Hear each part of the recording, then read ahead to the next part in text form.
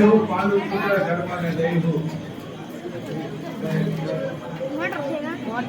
ધર્મરાય હું એક કાસના માટે આવ્યો છું અરે ધર્મરાય અમારે પાતાળે વિશે યજ્ઞશાળી રહ્યો છે કે રાક્ષસો આવે અને અમારો યજ્ઞ પરિપૂર્ણ થવા દેતો નથી માટે આપણા શ્રેષ્ઠ બંધુ શ્રી માણાવટી અર્જુન આવે તેથી અમારો યજ્ઞ પરિપૂર્ણ થાય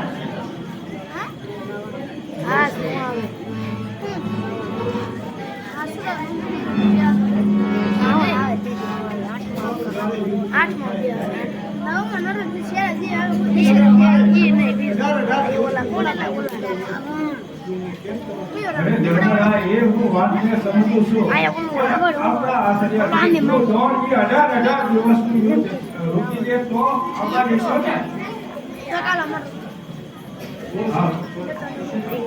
હા હું બોલાવું છું ગુરુ આચાર્યને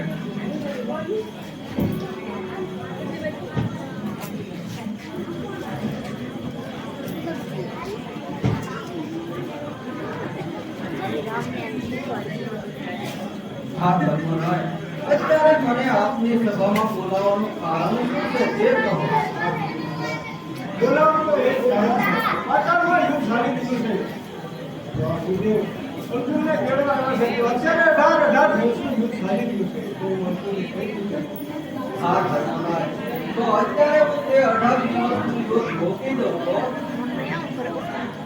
તો રોકી શકું જો 18 દિવસમાં યુદ્ધમાં રણસ્તંભ રોકું તો મને બ્રહ્મ હત્યાનો પાપ છે બસ ધર્મરાય બહુ સારું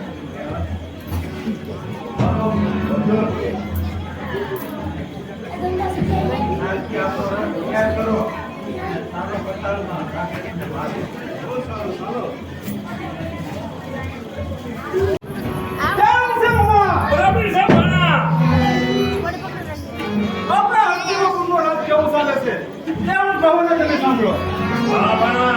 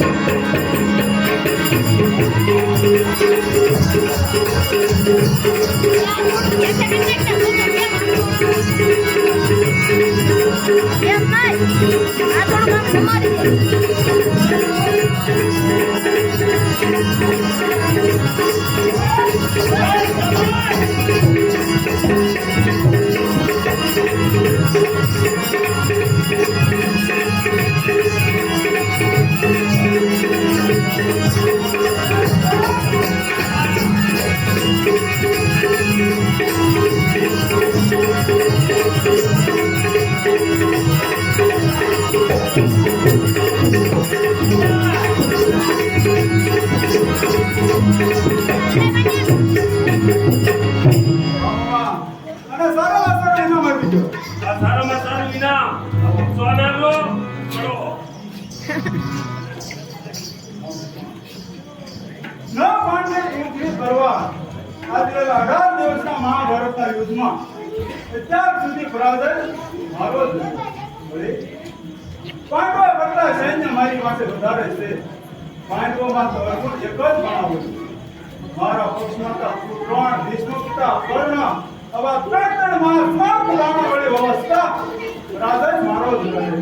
મારા કારણ હવે હું સમજ્યો.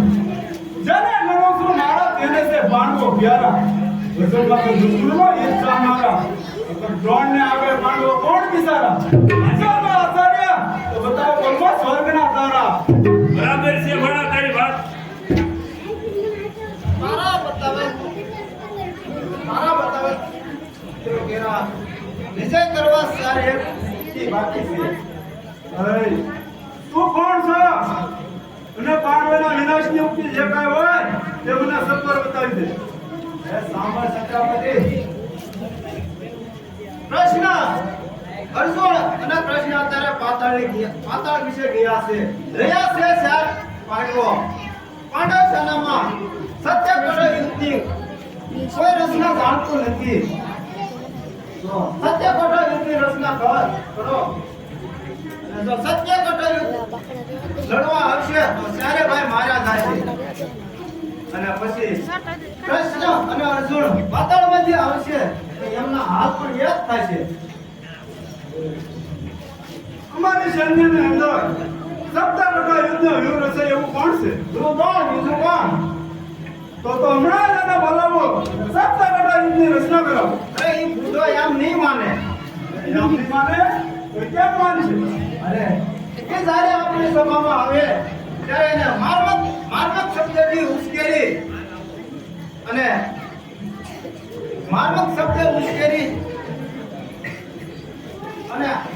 સાદા વેશમાં આવે છે ત્યારે એ સાત કોઠા યુદ્ધની રચના કરશે.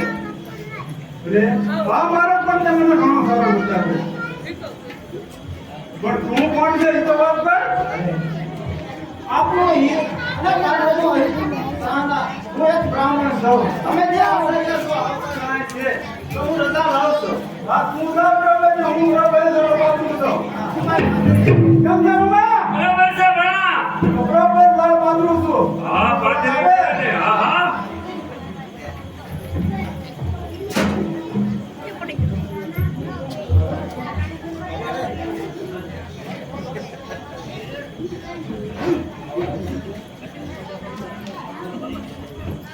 અરે દુર્યોધન, શા વિચારમાં મનને વ્યાકુળ બનાવી રહ્યો છો? જેનો લક્ષ નિર્મળ હોય, જેના ઘરમાં ફાટફૂટ હોય, એ પુરુષનું મન વ્યાકુળ રહે એમાં શેન હોય. અરે દુર્યોધન, શું આપણામાંથી કોઈ પાંડવોનો પક્ષપાતી નીવડ્યો છે? એક નહીં અનેક. હું બોલું તરત દુર્યોધન, એકનું તો નામ આપો. ગામ કોનું દઉં? મનના દુઃખો મનમાં સમજી લઉં. યુદ્ધમાં મેં જોઈ લીધું છે. પરાજય પાંડવો.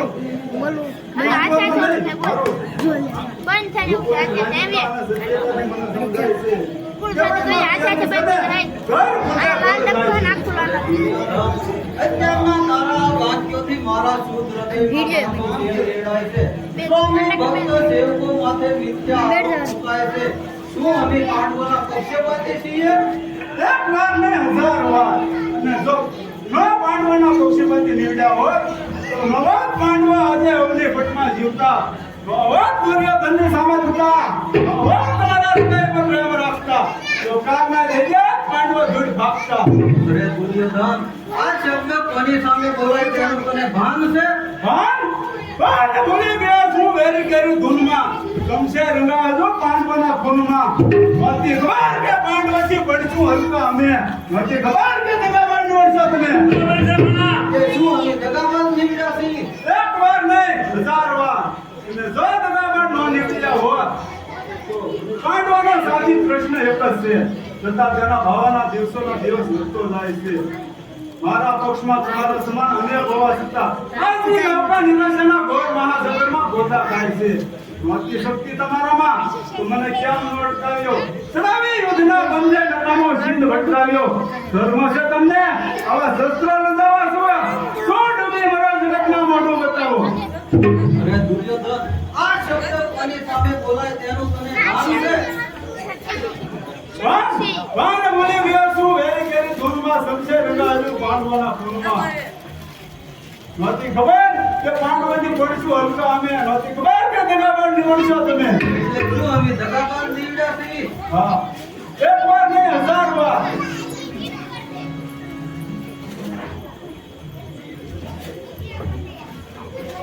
જો દગાબાજ નો નીવડ્યા હોત તો પાંડવોનો સાથી પ્રશ્ન એક જ છે. છતાં તેના ભાવના દિવસોના દિવસ વધતો જાય છે. આજની નૌકા નિરાશાના ઘોર મહાસાગરમાં ગોતા ખાય છે. મારા પક્ષમાં તમારા સમાન અનેક હોવા છતાં આજની નૌકા નિરાશાના ઘોર મહાસાગરમાં ગોતા ખાય છે.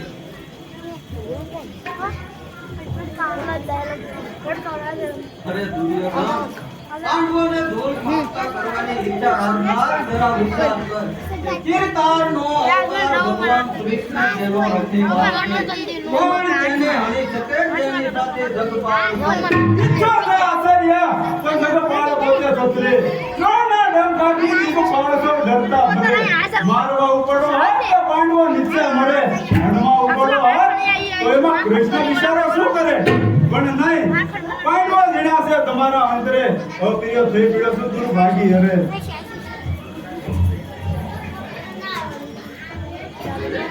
આજુ છત્રપતિ દુર્યોધનના હાથમાં હતું. અરે રડીશ નહીં દુર્યોધન, જો તને એમ હોય કે અમે પાંડવોના પક્ષપાતી છીએ તો કાલે હું સપ્તકોઠા યુદ્ધની રચના કરું છું. આપણા માનવા પ્રમાણે કૃષ્ણ અને અર્જુન બંને પાતાળમાં ગયા છે, તો પાંડવ સેનામાં કૃષ્ણ અને અર્જુન સિવાય સપ્તકોઠા યુદ્ધ કોઈ જાણતું નથી. માટે તમારી ઈચ્છા પૂર્ણ થશે. પાંડવોને મકર લડાઈએ પરાજય સ્વીકારવો પડશે અને જો લડવા આવશે તો યુદ્ધમાં ચારે ભાઈઓ માર્યા થશે. પછી કૃષ્ણ અને અર્જુન પાતાળમાંથી જ્યારે પાછા આવશે ત્યારે એ તેરા પણ હાલ એવા જ બનશે. સબાશ ગુરુદેવ, સબાશ. તમે પંડા યુદ્ધની રચના કરો. આ દુર્યોધન, તો પાંડવોની સેનામાં 13 મોટી છે અને હું કોઠા યુદ્ધની રચના કરવા જાઉં છું. હા ગુરુદેવ, કોંગડા પાંડવોને સભામાં યુદ્ધનું જ્ઞાન મોકલાવી દો. બરાબર છે ભણા. કેમ વાંધો બરાબર છે. કેમ વાંધો? આ કામ સારું કર્યું હો તે ભણા. બરાબર ચડાવો મને ઘોડા વાંધા ને. અરે બરાબર ચડાવ્યો. કમાવે કરા. હા ભૈયા. હું યુદ્ધ આમંત્રણ પત્રિકા લખી આપું છું. એના સમાજ બે ને બને. સભામાં જાય. એ ખોકે તો પકડાવી દીધો. એ ઘોડા વાંધા કેલા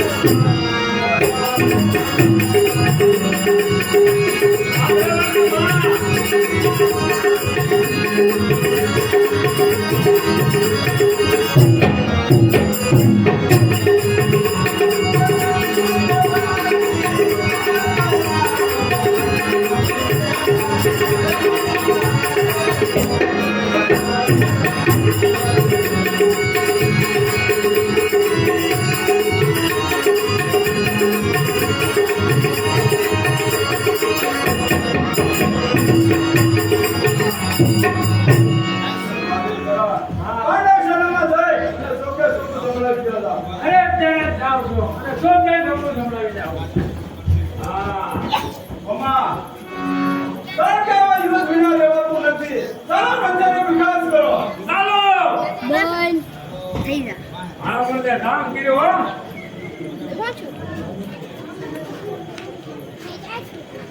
છૂટ નહીં.